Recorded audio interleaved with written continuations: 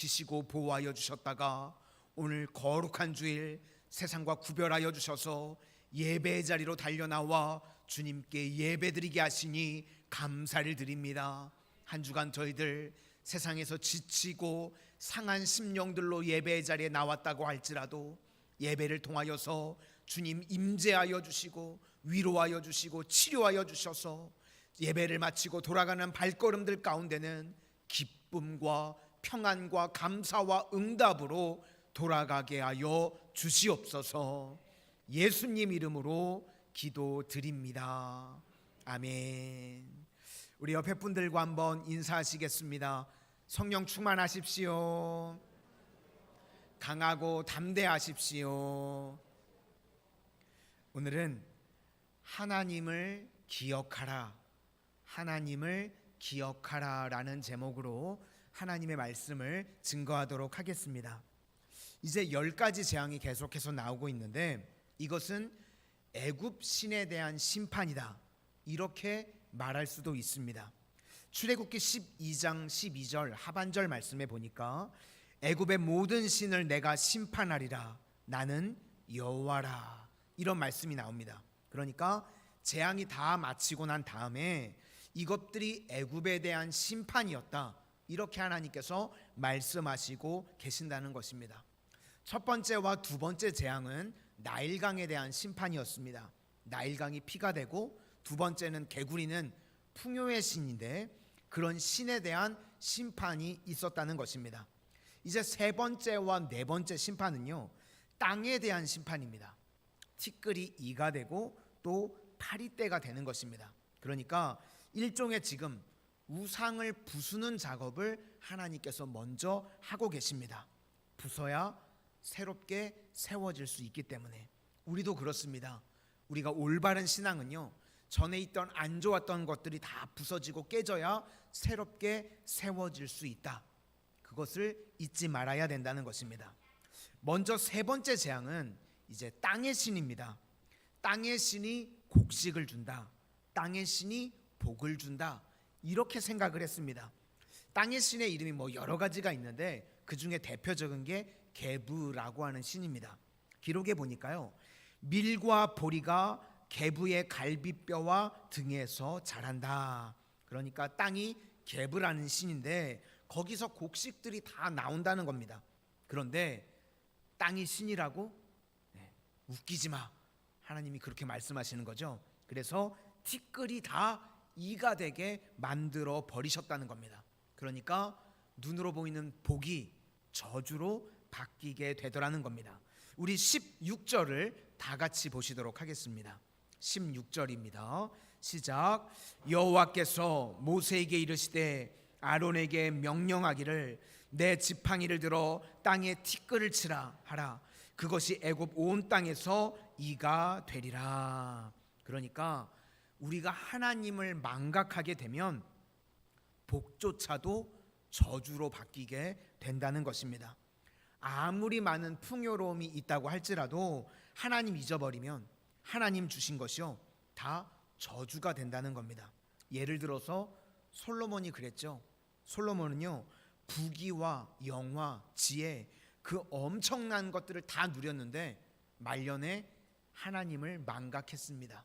그랬더니 저주가 돼버리고 망하는 인생이 됐습니다.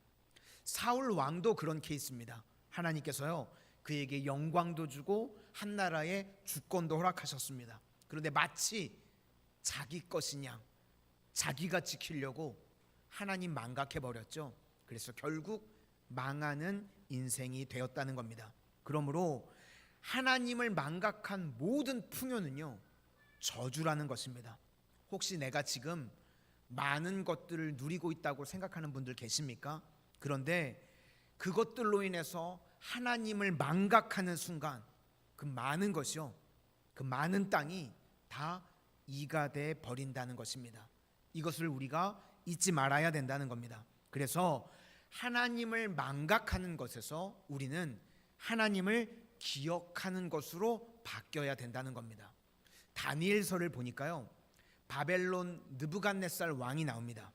다니엘과 세 친구들에게요, 왕의 진미를 먹이고 또 왕궁의 교육, 최고의 교육을 받고 또 나중에는 고위직까지도 보장을 합니다. 왜 그랬을까요? 이 모든 것들을 주는 것은 바벨론이다. 이것을 교육시키는 겁니다. 이걸 외치는 거죠.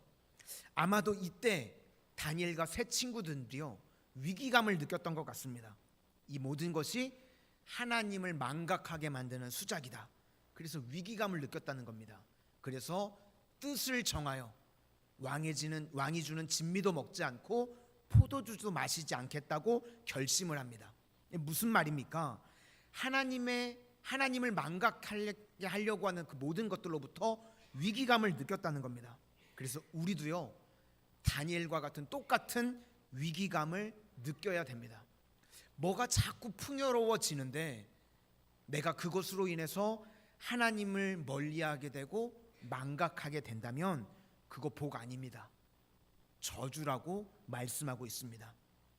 청소년이었던 다니엘조차도 정신을 차리죠. 뜻을 정하여.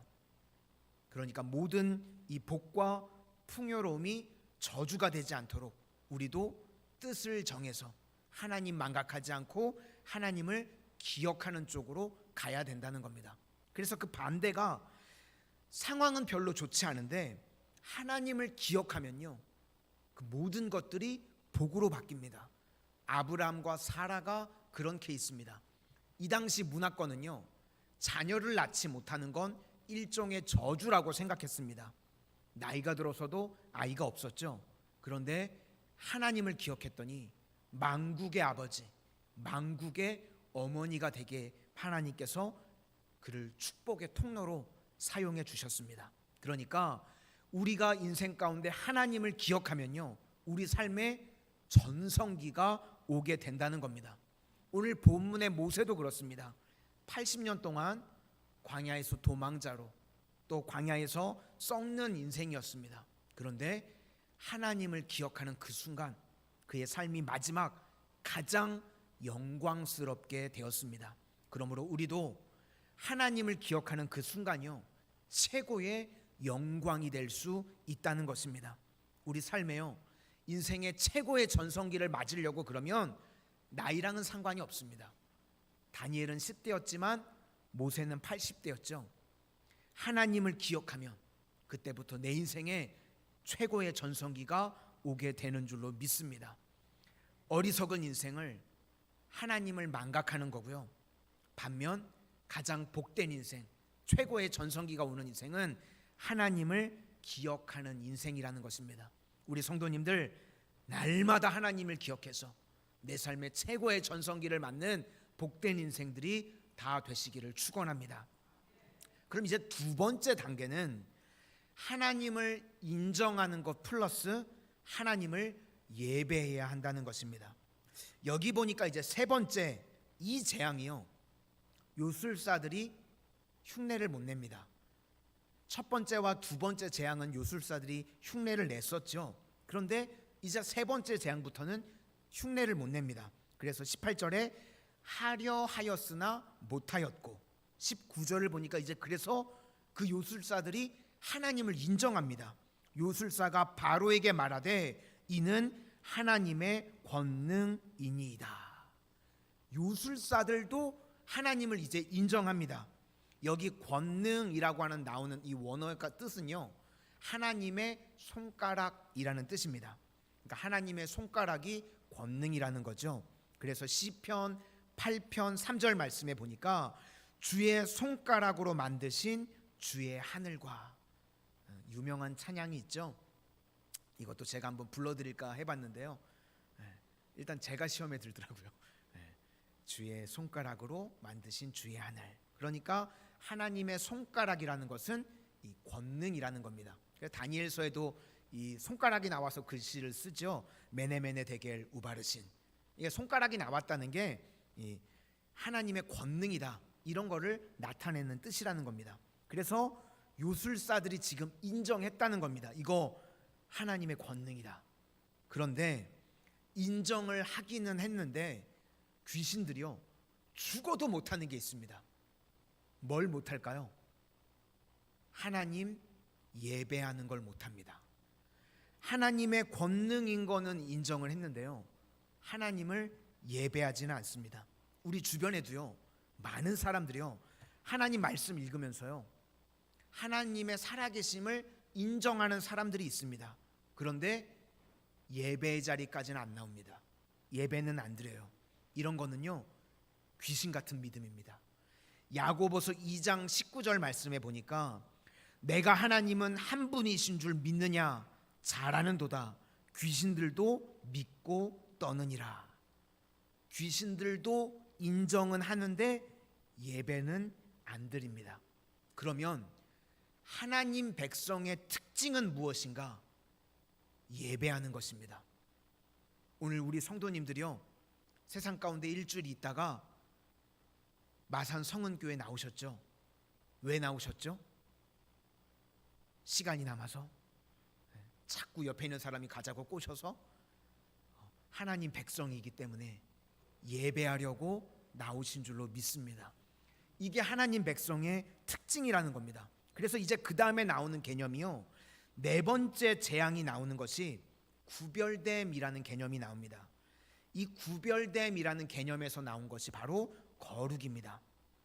우리가 거룩함으로 하나님의 백성이라고 부르심을 입지 않았습니까?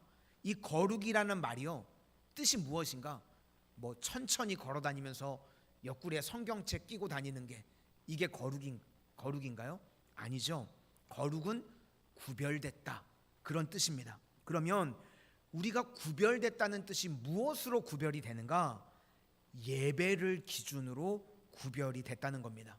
오늘 본문 22절과 23절을 다 같이 한번 보시겠습니다. 22절과 23절입니다. 시작. 그날에 나는 내 백성이 거주하는 고센 땅을 구별하여 그곳에는 파리가 없게 하리니 이로 말미암아 이 땅에서 내가 여호와인 줄 내게 알게 될 것이라. 내가 내 백성과 내 백성 사이를 구별하리니 내일 이 표징이 있으리라 하셨다라 하시고. 그러니까 구별이 무엇으로 되는가? 예배로 된다는 겁니다. 양과 염소가 이렇게 서로 막 모여 있을 때요, 목자가 부르면요, 양은 목자 있는 대로 모인다고 합니다. 반면에 염소는요, 죽어도 안 모인답니다. 목자의 말 안 듣는 거죠. 그러니까 지금도요, 시간이 됐으니까 우리 하나님께 예배드립시다 그러면요, 주의 양들이 이렇게 모인다는 거예요. 그런데 염소는요, 예배의 자리로 모이지 않는다는 겁니다. 우리가 세상에서요, 같이 다 뒤섞여 있을 때는요, 예배자인지 아닌지 알 수 있나요? 하나님의 백성인지 아닌지, 거룩한 주의 자녀인지 아닌지 관상에 나오나요? 안 나오죠. 구별이 안 됩니다. 그런데 언제 주의 택한 백성인지 우리가 알게 되는가? 예배를 통해서 우리가 구별되게 된다는 것입니다. 그래서 교회는요, 차별해서는 안 되고요, 구별해야 됩니다. 차별이라는 건 믿음, 뭐 예배 이런 거 말고 다른 걸로 나누는 거죠. 돈이 많느냐 적느냐, 뭐 학벌이 좋으냐 나쁘냐. 교회는 이런 걸로 나누면 안 되고요, 예배로 나눠진다는 것입니다. 하나님의 백성들은 항상 이 예배를 통해서 나눠집니다. 요한계시록을 봐도요, 구별되는 기준은 예배. 하나님의 백성들은 하나님을 예배하고 하나님의 백성이 아니면 예배를 안 드립니다. 그래서 지금도 하나님이 찾으시는 사람이 누구인가?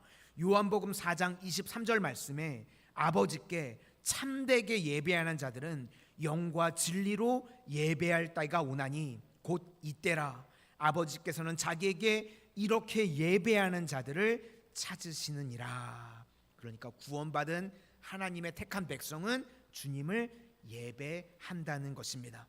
지금도 세상에 많은 사람들이요, 성경책 읽고 뭐 좋은 말씀이라고 그럽니다. 그런데 예배는 못 드립니다. 교회 문 앞까지 오는 사람은 많아요. 그죠? 지금도 뭐 남편분이 주차장까지는 데려다 주시는 분들 있죠. 그런데요, 교회 문턱 안으로를 못 들어옵니다. 신기하죠? 제가 들어오면 때리나요? 저 그런 캐릭터 아니거든요. 그런데요, 교회 안에, 예배당 안에 못 들어옵니다. 희한하죠? 이게 영적인 일이기 때문에 그렇습니다. 하나님께서 특별한 은혜를 주시지 않으면요, 예배도요 아무나 드릴 수 있는 게 아니라는 겁니다. 그러니까 눈에 보이지 않는 영적인 전쟁이 마음 가운데 일어나고 있다는 겁니다. 예배는요 하나님 앞에 가까이 나오는 것이고, 예배는 주님과 동행하는 것입니다. 그래서 우리 성도님들 선입견들을 버릴 수 있기를 바랍니다. 예배를 안 드리면서요 뭐 멀리서 좋은 일 한다 그러고 뭐 헌금 보낸다 그러고, 예배 안 드리면요 그거 아무런 소용이 없다는 것입니다. 리차드 바크가 쓴 갈매기의 꿈, 우리 성도님들 다 아시죠? 이 제일 엉터리 같은 이야기가 여기 뭐냐면요, 제일 높이 나는 새가 가장 멀리 본다. 그죠? 제일 높이 나는 새가 가장 멀리 본다. 근데요 생물학자들이 이야기를 해주는데, 갈매기는요 고도 근실합니다. 높이 날면요 안 보여요. 그러니까 근실은 어떻게 해야지 보이죠? 가까이 봐야 보입니다. 그죠? 높이 난다고 멀리 볼 수 있는 게 아니라 근실은요 가까이 봐야 돼요. 우리가요 영적인 고도 근실하는 겁니다. 그러니까 계속 높이 올라간다고, 바벨탑 쌓는다고 우리가 하나님을 볼 수 있는 게 아니라, 예배로 주께로 가까이, 주께로 가오니, 그때 하나님을 만나게 된다는 것입니다. 우리가 하나님 앞에서 구별됨은 예배에 있다는 것입니다. 그래서 오늘 요술사들도 하나님을 인정은 하는데 예배는 드리지 못합니다. 그러나 하나님의 백성은 하나님을 인정할 뿐만 아니라 하나님 앞에 예배하는 예배자가 된다는 것입니다. 우리 모든 성도님들 평생에 하나님께서 찾으시는 참된 예배자들이 다 되시기를 축원합니다. 이제 세 번째 내용은요, 예배가 중요한 것이죠. 그래서 예배를 방해하는 세력이 있는데, 이제 네 번째 내용에서 바로가요 계속 타협책을 제시를 합니다. 예배를 제대로 드리지 못하게 하려고 예배를 깨는 타협을 한다는 겁니다. 그래서 총 4가지 타협이 나오는데, 오늘 본문에서는 2가지를 이야기하는 것 같습니다. 첫 번째, 이 땅에서 예배하라는 겁니다. 25절을 다 같이 한번 보시겠습니다. 25절입니다. 시작.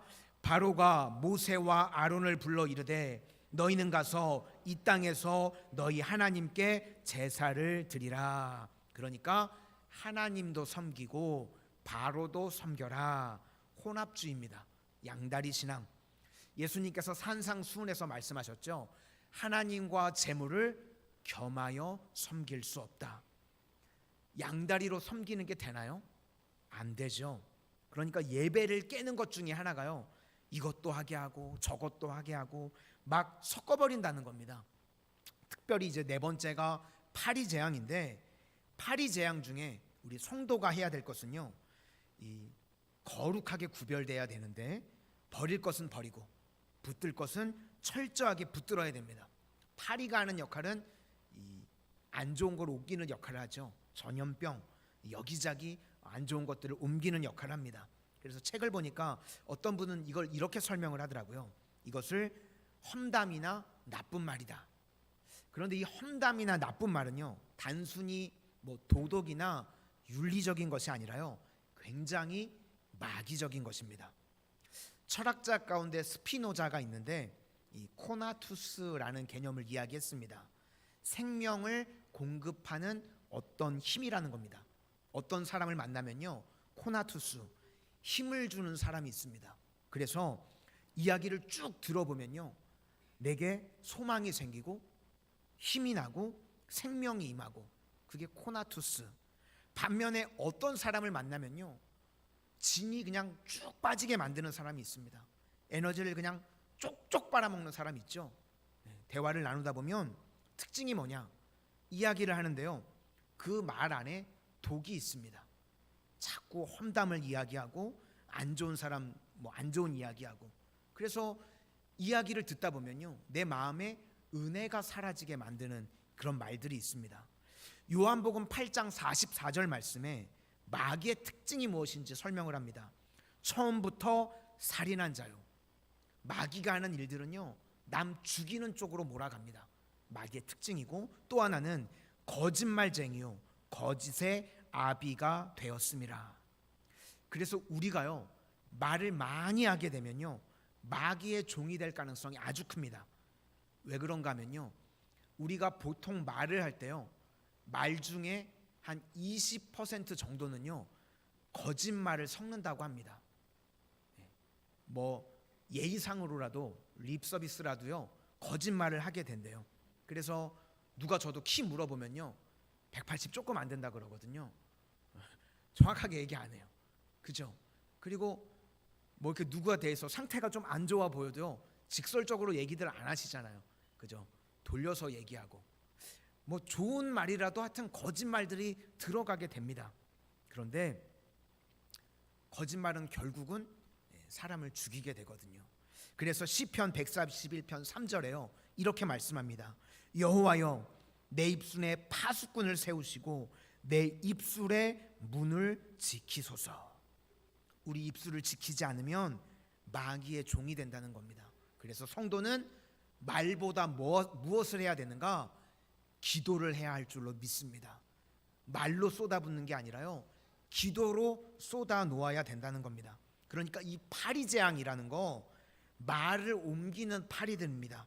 그래서 말 많은 사람들 있죠. 그럼 우리 성도님들 옆에 파리채 가지고 있다가 때려주세요. 이 팔이야. 그러니까 우리 주변에요, 이 혼란스러운 일들을 벌어지게 하는 게 뭐냐면, 막 수자쟁이들, 수군거리는 사람들, 이 신약에도 보니까요, 죄의 목록 가운데 절반 이상이요, 말과 연결이 되어 있습니다. 말로 인생을 다 망치게 한다는 겁니다. 그래서 성도는요, 말로 쏟아내는 인생이 아니라 기도로 쏟아내는 인생입니다. 한나가 그랬죠. 분인나가 와가지고요, 자꾸 속을 긁어요. 억울하게 만듭니다. 그때 한나가 했던 일은요, 하나님 앞에 쏟아냈습니다. 그랬더니 분인나랑 머리끄댕이 잡고 욕하고 싸우는 일이 없었죠. 왜냐하면 하나님께 다 쏟아내 놓았기 때문에. 그래서 우리가 이 땅을 살아가는 동안 해야 될 일이 무엇인가? 파리 같은 인간관계는 정리하실 수 있기를 바랍니다. 맨날 남 험담하고 나쁜 이야기하는 사람들과는요, 교제를 끊으셔야 돼요. 이렇게 험담, 나쁜 말하는 사람들 그냥 놔두면 성도가요, 파리의 공격을 받아서 네 번째 재앙이 임하게 된다는 것입니다. 파리 재앙이요, 다른 게 아닙니다. 파리 같은 녀석들이요, 험담하고 나쁜 말을 전해주면 그것이 재앙이라는 겁니다. 그래서 그런 것들 끊을 줄을 알아야 된다는 겁니다. 그 다음에 또 한 가지 타협이 나오는데 뭐냐면, 멀리 가지는 말라, 이렇게 이야기를 합니다. 28절 다 같이 보시겠습니다. 28절입니다. 시작. 바로가 이르되 내가 너희를 보내리니 너희가 너희의 하나님 여호와께 광야에서 제사를 드릴 것이나 너무 멀리 가지는 말라. 그런즉 너희는 나를 위하여 간구하라. 타협하는 것 중에 먼저가 막 섞는 거였죠. 그리고 이제 또 하나가 너무 멀리 가지는 말라. 요즘으로 말하면 주일에 교회 갔으면 되지 뭐하러 새벽까지 가냐, 뭐 이런 거죠. 목적은 성도를 묶으려고 그러는 겁니다. 제대로 된 사명자, 헌신자로 살지 못하게 하려고. 우리가 주의 일을 감당하면요, 주님께서 감당할 능력을 주십니다. 믿으실 수 있기를 바랍니다.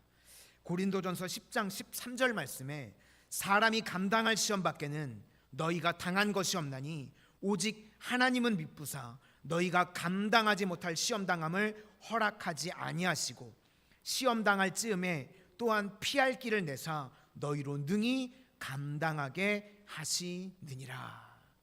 제가 예전에 서울에서 사역을 할 때요, 직장이 부산에 있는 분이 주일날 서울에 와서 예배를 드린다는 얘기를 한번 드렸던 적이 있습니다. 기억들 나시나요? 그래서 제가 개인적으로 참 부럽다, 그러면서 속으로 미쳤다. 그러면서 사실 제가 여기 와서요, 저 기도했었거든요.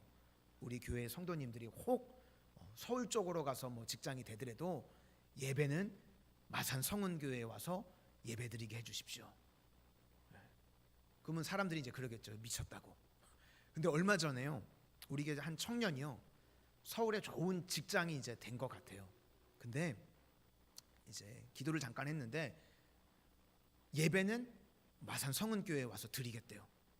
그 제가 이제 불꽃 같은 눈동자로 쳐다볼 거거든요. 그 이야기를 하는데요, 너무 감사하기도 하고 하나님께서 기뻐 받으시겠다. 이제 서울에 있는 사람들 다 마산 쪽으로 와서 예배드리게 그렇게 만들면 되겠죠. 우리 성도님들이요, 이 땅을 살아가는 동안 내 능력에 맞는 일을 구하는 게 아니라요, 하나님의 일에 맞는 능력을 구하실 수 있기를 바랍니다. 내 능력에 맞는 일을 구하면요, 자꾸로 쪼그라들겠죠. 내 사이즈가요. 그런데 하나님의 사명, 일에 맞는 능력을 구하면요, 자꾸 내가 커지게 됩니다. 성도는요, 그렇게 살아가는 존재라는 것입니다. 하나님 말씀이요, 높은 수준으로 우리를 이끌어갈 때는요, 명령의 형태로 주신다 그랬습니다. 왜냐하면 우리가 다 이해할 수 없으니까. 그래서 우리는요, 이해하는 게 아니라 하나님 말씀하시면요, 그대로 따라가실 수 있기를 바랍니다. 지금 당장 이해 납득이 안 돼도요, 반드시 하나님 말씀이시면요, 우리 삶에 그대로 성취되는 줄로 믿습니다. 어떤 분이요, 물질적으로 굉장히 어려움을 겪게 되신 분에 관한 이야기를 들은 적이 있는데, 재정적으로 사업이 너무 어려워진 거예요. 그래서 갑자기 살 길이 막막해지더랍니다. 근데 이분이 시편 23편을 읽으면서 믿으면서 기도하셨대요.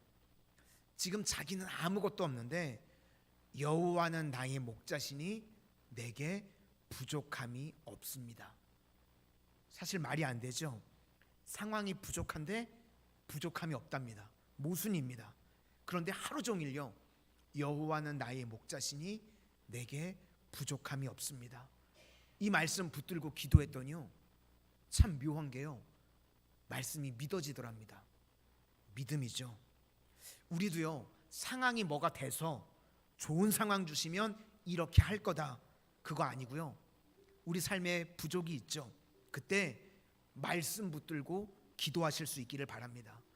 여호와는 나의 목자시니 내게 부족함이 없습니다. 이게 입술로 계속 고백되어지면 시편 23편이 지배하는 인생을 살아가게 된다는 것입니다. 하나님 앞에서 말씀이 내 삶의 중심이 되고 또 내 삶의 힘이 되는 그런 거룩한 인생을 살아가는 우리 모든 성도님들이 다 되시기를 축원합니다. 오늘 세 번째와 네 번째 재앙, 이거 단순히 바로를 무너뜨리려고 주신 말씀이 아니라 우리 들으라는 겁니다. 우리가 이런 인생을 살아야 된다는 것입니다. 하나님을 망각하게 되면 그 순간 모든 형통과 모든 이 풍요로움, 그거 다 저주가 된다는 겁니다. 반면에 아무리 상황이 어렵다고 할지라도 하나님 기억하면 내 인생의 최고의 전성기가 오게 되는 걸 믿으시기를 바랍니다. 그리고 하나님을 인정하면서요, 지금도 예배를 안 드리는 사람들이 있는데 인생의 전성기는 하나님을 인정하고 예배 드릴 때 나타나게 되는 것입니다. 이걸 못하게 하려고 마귀가 계속해서 우리 인생 가운데 유혹하고 타협을 시키려고 합니다. 우리 성도님들은요, 주일 예배뿐만 아니라 새벽에도 수요일에도 금요 심야 기도에도 나와서 주님 앞에 기도하는 인생들 되실 수 있기를 바랍니다. 갑자기 눈을 안 마주치시려고 그러는 분들이 계신데 기도의 자리에서, 예배의 자리에서 하나님 앞에 쏟아놓는 인생들 되실 수 있기를 바랍니다. 그러면 지금까지 내가 인생에 경험하지 못했던 하나님께서 놀라운 은혜와 축복을 부어주시는 내 인생의 최고의 전성기를 맞이하게 될 줄로 믿습니다. 그런 인생을 살아가는 우리 모든 성도님들 다 되시기를 축원합니다. 우리